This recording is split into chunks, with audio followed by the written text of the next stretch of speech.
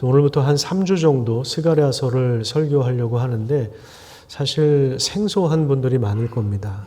저에게도 사실 이 책이 그렇게 익숙한 책이 아닙니다. 그래서 관련 자료들도 좀 살펴보고 좀 여러 번 반복해서 읽었는데 처음에 눈에 들어오질 않습니다. 그런데 이제 이 공동체 성경 읽기라고 하는 좋은 프로그램이 있거든요. 유튜브에 들어가면 공동체 성경 읽기 스가랴 치면은 스가랴서 말씀이 나오는데 맘만 먹으면 한 30분 정도만 시간을 할애하면 1장부터 14장까지 쭉 들으면서 또 읽을 수 있습니다. 저는 가끔 이렇게 들으면서 성경을 펴놓고 눈으로는 읽으면서 그렇게 하는데 그렇게 하니까 조금 이제 왁구가 잡히는 것 같습니다. 먼저 배경을 좀 살펴보겠는데 본문 1절에 보면 다리오 왕 제2년 8째 달에 여호와의 말씀이 이도의 손자 베레기야의 아들 선지자 스가랴에게 임했다 이렇게 말씀하고 있습니다. 구체적으로 시기가 명시되어 있죠. 다리오 왕 제2년 8월 이렇게 이야기합니다. 이 사람은 페르시아 제국의 황제입니다. 과거에 이제 남유다 왕국을 집어삼켰던 나라가 바벨론인데 바벨론의 영화가 50년 이상 가지 못했습니다. 그래서 바벨론을 페르시아 제국이 점령하게 되는데 그 초대 왕이 이제 고레스 왕이고 그 고레스 왕의 그 다음 두 번째 왕이 그 아들인 캄비세스라고 하는 사람인데 이 캄비세스 다음 왕이 바로 이 다리우스입니다. 사실 이 다리우스는 고레스 왕과는 다른 계보의 왕자였던 이스타스페스라고 하는 이 사람의 아들이었고 캄비세스의 군대 장관이었습니다. 페르시아 제국의 두 번째 왕인 캄비세스가 죽은 뒤에 왕권 다툼이 치열했을 때 다리우스 왕은 왕이 되고 나서 약 한 2년 동안 왕권을 노리던 다른 두 명의 경쟁자를 제거하고 그리고 여러 이제 반란들을 이렇게 진압해 나갔습니다. 그래서 통치를 시작하고 3년 정도 되어서 그의 통치력이 점점 더 확고해집니다. 지도를 좀 하나 보겠습니다. 페르시아 제국의 전성기를 이끈 다리우스 1세는 제국의 세수 구역을 총 20개 구역으로 나눕니다. 그래서 여기 보면 이제 동그랗게 파란색으로 되어 있는 부분들이 20구역으로 나눠서 그 지역에서 이제 세금을 막대한 세금을 거두어 들였는데 제가 이 지도를 보여드린 이유는 행정구역상 예루살렘이 예후다 지역에 편성된 그야말로 저기 보면은 이제 지금의 중동 지역 유럽의 일부와 남쪽 아프리카와 중동 지역과 아시아 쪽까지 모두 다 점령한 그래서 이 다리우스 때에 이 다스렸던 제국이고, 그다음에 다리우스 왕의 다음 왕이 아하수에로 왕입니다. 에스더의 남편이죠. 그러니까 페르시아 제국의 이 엄청난 이 나라의 하위 행정 구역에 포함될 정도로 지금 예루살렘이 굉장히 국력이 축소되고 약화되었다는 사실을 보여주기 위해서 이 지도를 본 것입니다. 그러니까 과거에 다윗 왕 때 최전성기를 누렸었는데 그때에 비하면 너무 초라해진 거죠. 주변 나라들로부터 조공을 받을 때가 있었는데 지금은 거대한 이 페르시아 제국의 그 하위 그 행정구역의 하나로 이렇게 전락한 그런 상태였고요. 더군다나 이제 예루살렘 땅은 70년 동안 황무지로 있었죠. 왜냐하면 웬만한 젊은 사람들이 다 포로로 끌려갔기 때문에 이 땅을 그대로 이제 방치해 둘 수밖에 없었습니다. 그런데 이제 바벨론을 삼킨 페르시아 제국의 새로운 정책이 포로들을 자기 고향으로 돌아가게 하는 것이었고, 그래서 예레미야 선지자에게 약속하신 대로 70년이 찼을 때 결국에 이제 고국으로 돌아오게 되거든요. 그러니까 세상 나라 제국과 황제들이 나라를 세상을 다스리는 것 같지만 사실은 하나님께서 말씀으로 모든 주도권을 가지고 행하신다는 사실을 보게 됩니다. 그래서 70년이 찼을 때 저 페르시아 제국에서 바벨론 제국에 그때는 바벨론이었죠. 바벨론 제국에서 이제 고국으로 돌아온 사람들에게 이 스가랴 선지자를 통하여 하나님이 말씀하신 내용이 오늘 우리가 가지고 있는 이 성경의 내용이고요. 시간상으로 보면 약 한 2500년 전에 말씀이라고 보시면 되겠습니다. 1절을 다시 한번 보시면 스가랴의 할아버지의 이름도 나오고 아버지의 이름도 나오죠. 이들이 이제 제사장 가문이었고 당시에 상류층에 속해 있었는데요. 스가랴를 읽다 보면 제사장 여호수아와도 이제 연줄이 있고 총독 스룹바벨과도 서로 알고 지냈던 사이였습니다. 또 이 스가랴 선지자는 학개와 동시대 인물입니다. 이 스가랴서 앞에 학개라고 하는 책이 나와요. 같은 시기에 사역했고 설교의 주제도 당시 고국으로 돌아온 자들에게 성전 건축을 독려하는 그러한 메시지였습니다. 학개 2장 3절에 보면 이런 말씀이 나와요. 너희 가운데 남아있는 자 중에서 이 성전의 이전 영광을 본 자가 누구냐. 그러니까 이전 영광이라고 하는 것은 솔로몬의 화려한 성전을 직접 봤던 사람들이에요.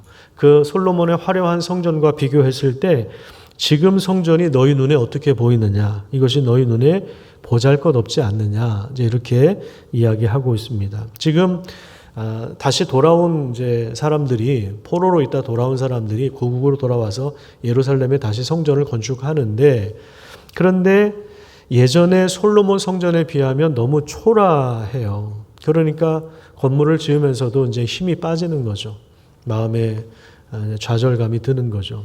그런 생각들이 지금 사람들 사이에 공유되고 있던 그런 상황이었습니다. 스가랴서 4장 10절에도 보면 작은 일의 날이라고 멸시하는 자가 누구냐 이런 말씀이 나와요. 너무 초라한데 이거 뭐 지어봤자 뭐 이렇게 생각하는 사람들이 있었던 모양입니다. 그러니까 이런 배경에서 이 스가랴서가 나온 것이죠.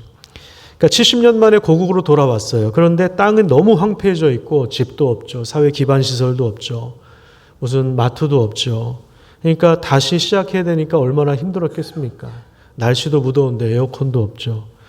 또 주변에 다른 민족이 건축을 방해하거나 또 페르시아 제국에 민원을 넣어서 공사가 중단되기도 했습니다. 실제로 16년이 중단되었습니다. 다리우스 왕은 이 당시에 자기 왕권에 도전하는 이 반란 세력을 진압해 나갔고요. 그래서 국제 정세는 하루가 다르게 급변하고 있었습니다. 이 다리우스 왕이 트럼프처럼 관세를 가지고 위협했는지는 모르겠지만 이 제국으로부터 어떤 청구서가 날라올지 모르는 상황이어서 사회적으로나 정치적으로나 경제적으로나 굉장히 혼란스러운 그런 상황이었습니다. 이스라엘 백성들 입장에서 한번 생각을 해봅시다. 고국으로 돌아가면 거기에 뭔가 하나님의 새로운 역사가 당장에 펼쳐질 줄 기대했는데 근데 막상 와보니까 이 기대에 못 미치는 정도가 아니라 오히려 더 힘겨운 그런 삶을 살았던 것입니다.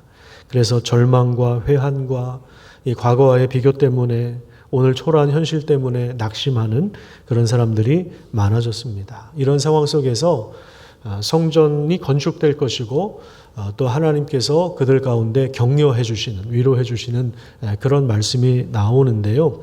그럼 왜 돌아온 사람들에게 이 성전 건축이 중요했는가 하는 점들을 함께 살펴보도록 하겠습니다. 본문 2절부터 4절 말씀을 우리 같이 한번 읽겠습니다. 시작. 여호와가 너희의 조상들에게 심히 진노하였느니라. 그러므로 너는 그들에게 말하기를 만군의 여호와께서 이처럼 이르시되 너희는 내게로 돌아오라. 만군의 여호와의 말이니라. 그리하면 내가 너희에게로 돌아가리라. 만군의 여호와의 말이니라. 너희 조상들을 본받지 말라. 옛적 선지자들이 외쳐 이르되 만군의 여호와께서 이같이 말씀하시기를 너희가 악한 길 악한 행위를 떠나서 돌아오라 하셨다 하나 그들이 듣지 아니하고 내게 귀를 기울이지 아니하였느니라. 여호와의 말이니라. 자, 하나님께서 말씀하신 내용이 뭐냐면 내게로 돌아오라는 것입니다. 한번 따라서 볼까요? 내게로 돌아오라. 그러면 나도 너에게 돌아갈 것이다. 하나님이 이렇게 말씀하세요. 여러분, 하나님께로 돌아가시기를 간절히 축복합니다. 그러면 하나님이 우리 가운데 임재하십니다. 그러면서 하는 말씀이 과거 너희 조상들을 본받지 말아라. 너희 조상들에게 하나님의 진노가 임했다. 그렇게 이야기합니다. 근데 여기서 이제 돌아선다.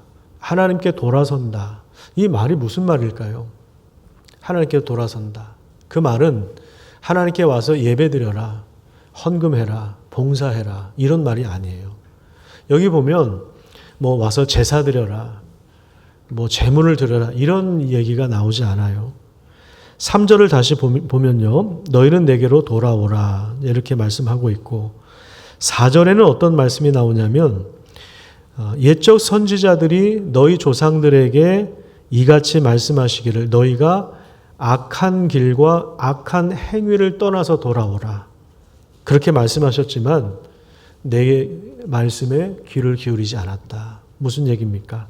악한 길과 악한 행위를 떠나지 않았다는 말이에요. 그러니까 하나님께로 돌아간다는 말은 악한 길과 악한 행위를 버리는 것을 말합니다. 그냥 단순히 뭐 제사 드리고 제물 드리고 이게 아니라 그게 하나님께로 돌아오는 게 아니라 몸은 성전에 있을 수 있어요. 몸은 우리가 예배당에 올 수 있어요. 몸은 바벨론에서 예루살렘으로 돌아와서 자기 고향에 있을 수 있어요. 그런데 중요한 건 뭐냐면 악행을 버리는 거예요. 악한 말을 버리는 것입니다. 악한 길과 악한 행위를 떠나는 것입니다. 죄에서 돌이켜서 하나님께로 돌아오라고 말씀하십니다. 그러면 여기서 말하는 악한 길이 도대체 뭘까요? 이스라엘 백성들에게 악한 행위는 뭐였을까요? 무엇을 도대체 버려야 된다는 말일까요? 자, 그 부분을 스가랴 7장으로 한번 좀 가서 보도록 하겠습니다. 스가랴 7장 9절과 10절을 한번 보십시오. 거기 보시면 이런 말씀이 나와요. 만군의 여호와가 이같이 말하여 이르시기를 너희는 자, 어떤 재판을 행하라고 이야기합니까? 진실한 재판. 그래서 서로 인애와 긍휼을 베풀고 과부와 고아와 나그네와 궁핍한 자를 압제하지 말고 서로 해하려고 마음에 도모하지 말아라. 이렇게 말씀하고 있습니다. 재판이 정의롭지 못하면 피해를 보는 사람들은 누구일까요? 가난하고 힘도 권력도 없는 사람들이죠.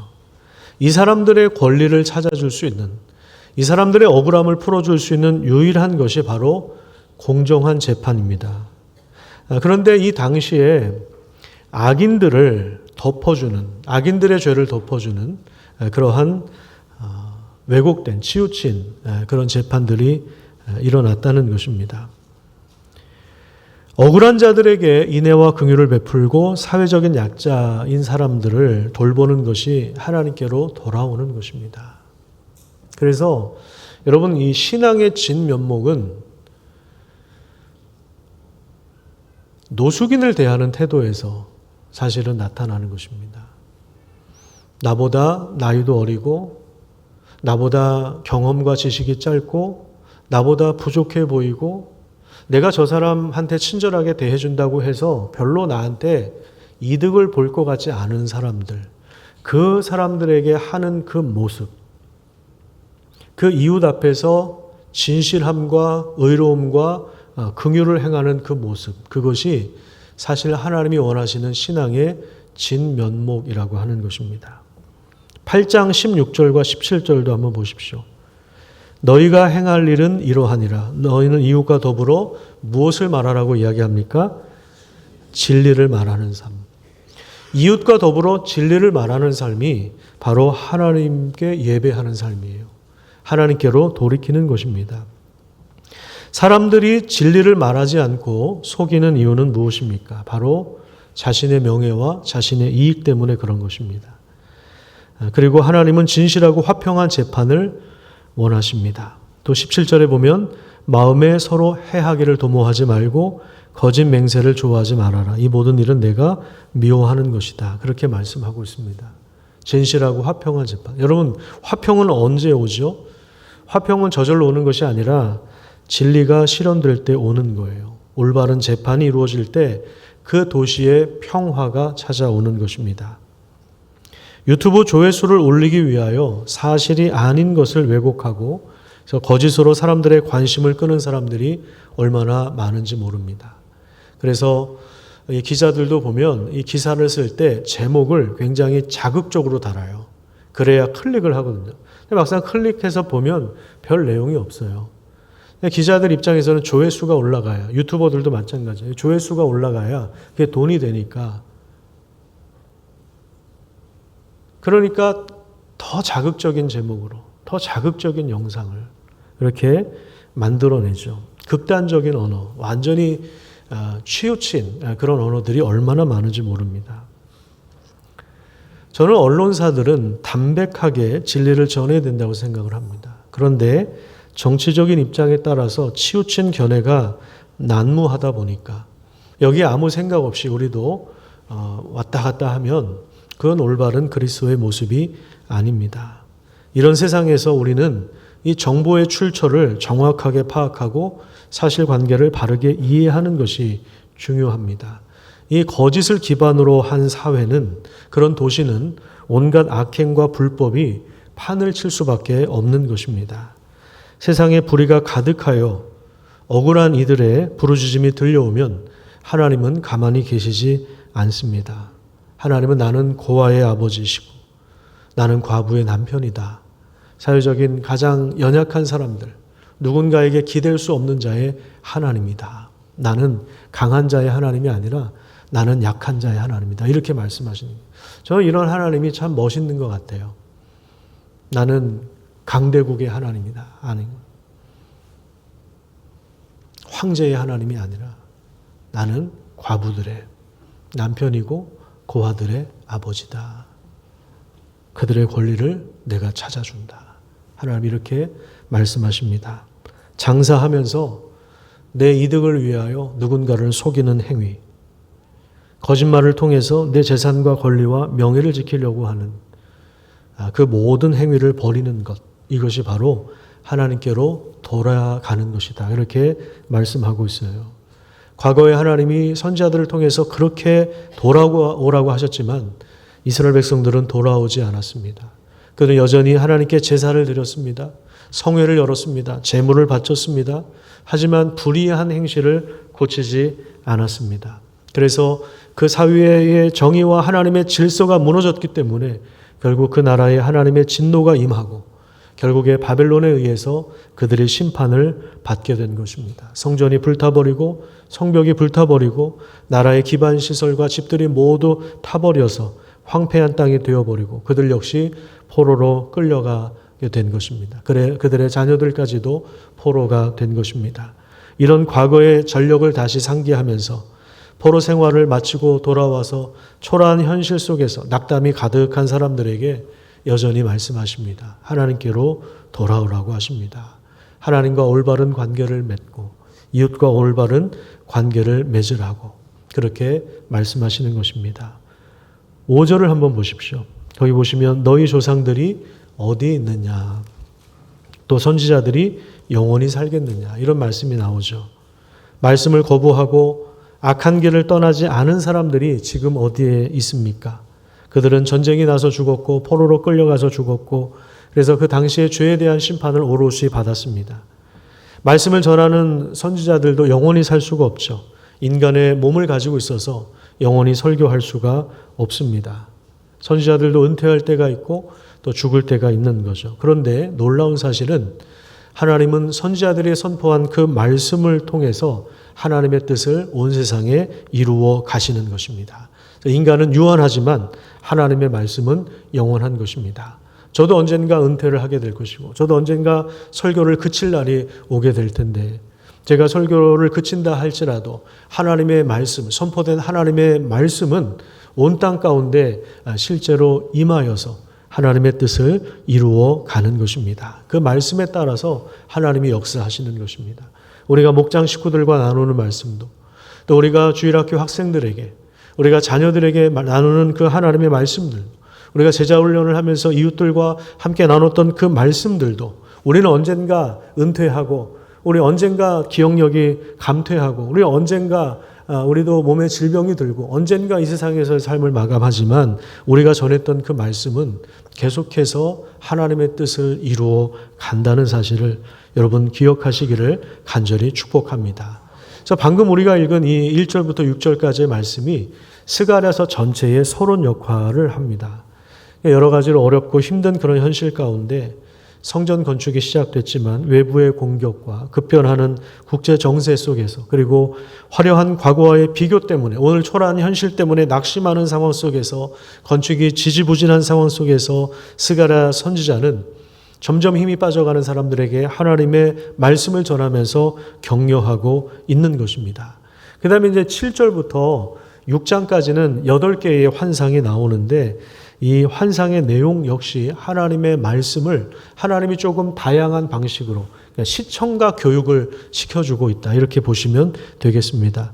그래서 시간 관계상 첫 번째부터 8번째까지 환상을 다 다룰 수는 없고 첫 번째 환상의 내용 중에 이 말씀이 나와요. 14절에 보면 내가 예루살렘을 위하여 크게 뭐 하신다 이렇게 이야기합니까?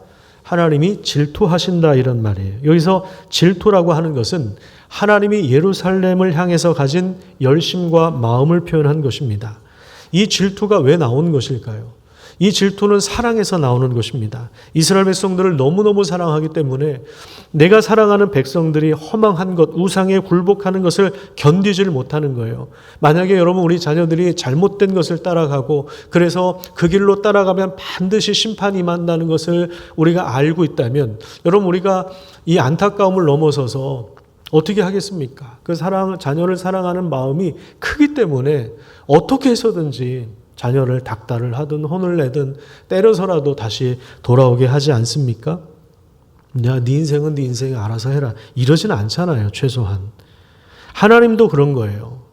자기 백성을 포기하지 못하는 거예요. 그래서 그들이 당한 그 아픔과 고난에 대해서 하나님이 힘들어 하시고 그래서 그들을 다시 구원하시고 하나님과 올바른 관계를 맺도록 쉬지 않으시는 하나님의 그 열심이 지금 이 질투라고 하는 단어 안에 들어가 있는 것입니다. 16절과 17절 말씀도 함께 같이 읽겠습니다. 시작. 그러므로 여호와가 이처럼 말하노라. 내가 불쌍히 여김으로 예루살렘에 돌아왔은즉 내 집이 그 가운데 건축되리니 예루살렘 위에 먹줄이. 자, 여기 보시면 하나님이 예루살렘을 이스라엘 백성들을 불쌍히 여기심으로 자, 하나님도 어떻게 하셨다고 이야기합니까? 하나님도 예루살렘에 돌아오셨다는 것입니다. 이게 정말 놀라운 복입니다. 그래서 내 집이 예루살렘 가운데 건축될 것이다. 성전이 건축될 것이다. 그래서 먹줄이 쳐진다. 측량을 위해서 전문가들이 이제 움직이기 시작했다 이 말이에요. 그러니까 그 성전을 세우시는 분이 하나님이시라는 거죠. 그 성전을 중심으로 이스라엘 백성들이 다시 하나님을 예배할 수 있도록 하나님의 말씀을 들을 수 있도록 하나님이 역사하신다는 것입니다. 지금은 겨우 기초만 놓았을 뿐인데 그리고 여러 가지 방해하는 세력들이 있는데 그럼에도 불구하고 하나님이 역사하셔서 성전이 건축되도록 도와주신다는 것입니다. 그래서 하나님의 임재와 영광을 그들 가운데 허락해 주신다는 말씀이죠. 17절도 읽어보겠습니다. 1장 17절입니다. 시작. 그가 다시 외쳐 이르기를 만군의 여호와의 말씀에 나의 성읍들이 넘치도록 다시 풍부할 것이라.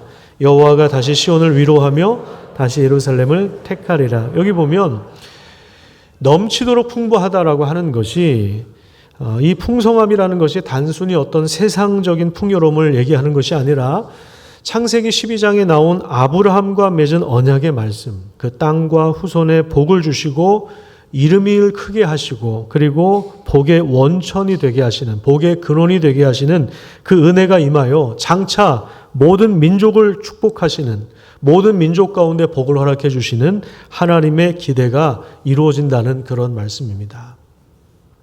전쟁과 죄악이 그침없는 그 땅 가운데 하나님을 향한 하나님의 하나님을 향한 찬양이 하늘에 사무치도록 그렇게 이스라엘을 제사장 나라로 삼으셔서 하나님의 역사를 이루어 가신다는 것입니다. 지금은 비록 페르시아 제국의 작은 행정구역 안에 포함된 초라한 상황 속에 있지만 하나님이 예루살렘에 다시 돌아오셨기 때문에 하나님의 격려와 위로가 거기에 있고 하나님이 영광을 나타내실 것을 예고하고 있는 것입니다.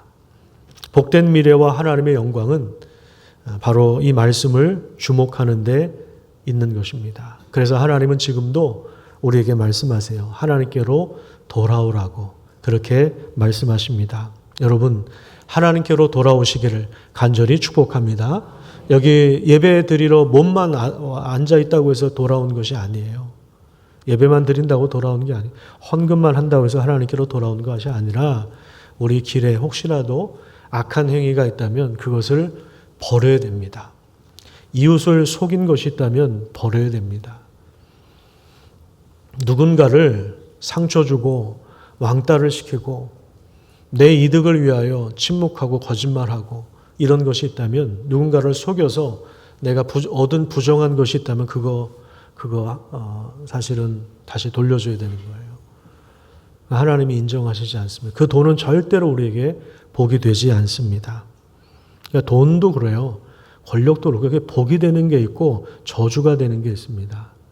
그러니까 어떤 권력은 정말 백성들을 편안하게 하고, 어떤 권력을 사용해서 사람들을 많이 돕는 의로운 일을 행하는 권력도 있고요.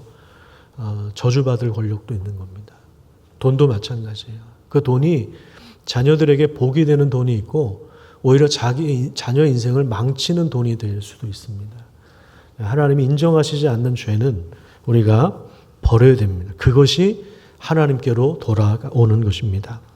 그래서 이 스가랴 선지자, 학개도 마찬가지고 예레미야도 마찬가지고 에스겔도 마찬가지고 이사야도 마찬가지고 구약 시대에 수많은 오래전 선지자들이 외쳤던 그 말씀의 총합이 예수 그리스도의 오심으로 이루어지고, 예수 그리스도를 통해서 선포된 메시지가 무엇입니까? 바로 회개하라, 천국이 가까이 왔느니라.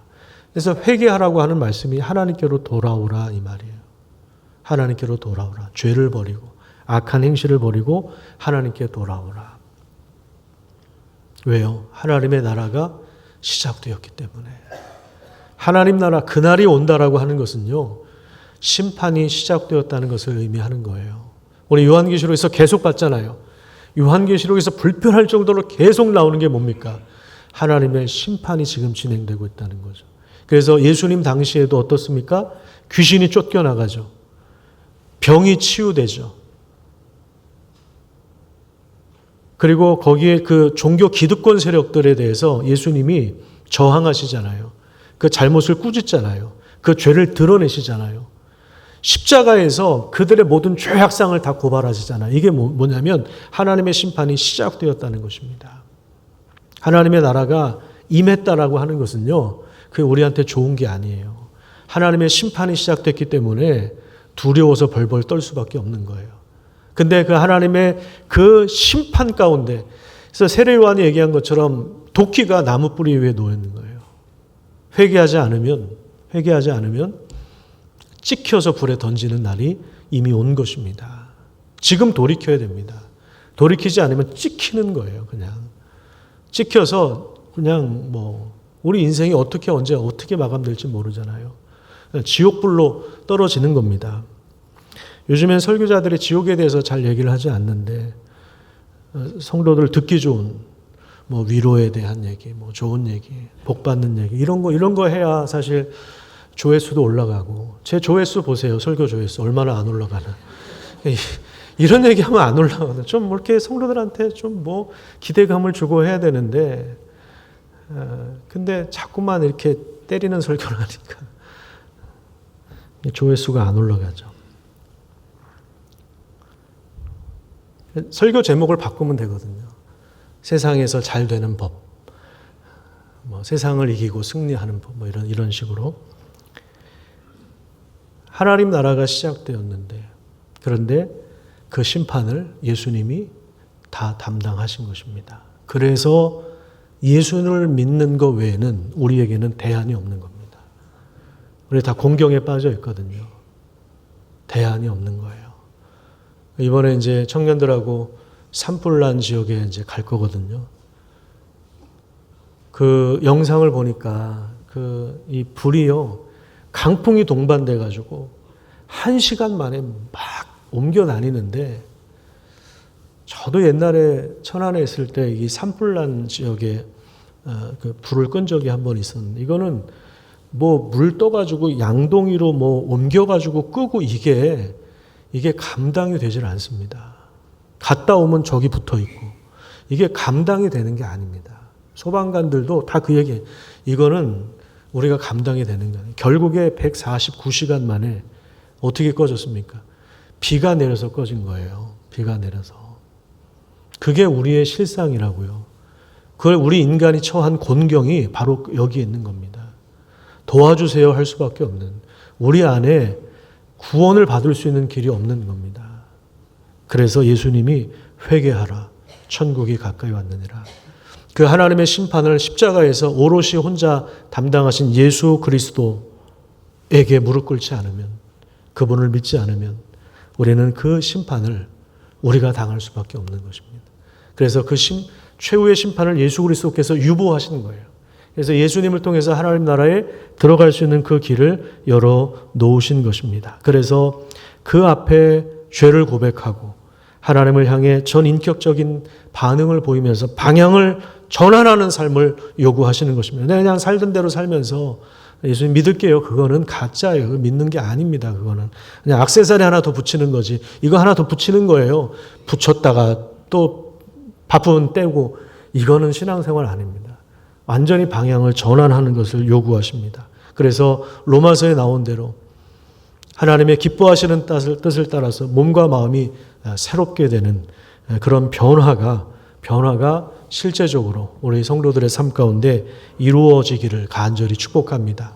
그래서 오래전 선지자 그 꿈꾸던 복을 만민이 다 같이 누리는 그 은혜와 영광을 함께 목격하면서, 혹시 우리의 현실이 조금 초라해 보일 수 있습니다. 과거의 우리와 비교했을 때 초라해 보일 수 있고, 다른 사람과 비교했을 때 초라해 보일 수 있고, 내 인생이 실패한 것처럼 위축될 수 있지만, 그럼에도 불구하고 그리스도 안에서 허락된 그 영광이 우리 요한계시록에서 봤잖아요. 마지막에 새 하늘과 새 땅이 되고 새 예루살렘이 하늘에서부터 땅으로 내려오는 그 모습, 그 영광스러운 최고의 아름다움으로 단장한, 그 하나님의 빛으로 단장한, 하나님의 빛으로 물들인, 하나님의 그 아름다움으로 물들인 그 예루살렘의 은혜가 바로 우리의 복된 미래라는 사실을 우리가 기억하면서, 처음과 나중 되시는 하나님이 영원토록 이 말씀을 이루어 가실 것을 알기 때문에 오늘 우리에게 주어진 삶 가운데 예수님으로 돌이키는 것이 중요하고, 그리고 돌이켰다면 그분을 따라가는 것이 굉장히 중요한 것입니다. 그런 삶을 살아가시기를 간절히 축복합니다.